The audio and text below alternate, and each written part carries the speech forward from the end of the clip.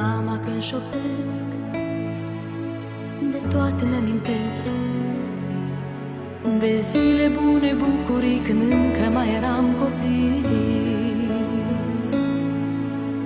Ea ne ocrotea de tot ce se putea, de orice umbră sau necaz ne ocrotește până azi.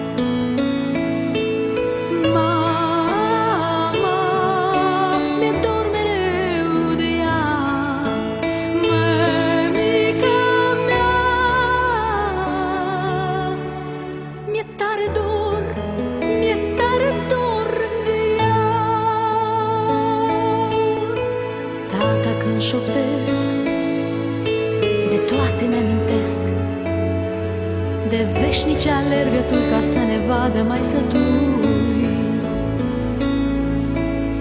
El ne ocrotea de tot ce se putea, de orice umbră sau necaz ne ocrotește până azi. Tăticul meu, mi-e dor mereu de el, tăticul meu, mi-e tare dor, mi-e tare dor de el. Dacă aș putea, o viață le-aș mai da și m-aș întoarce înapoi în ale mamei brațe moi.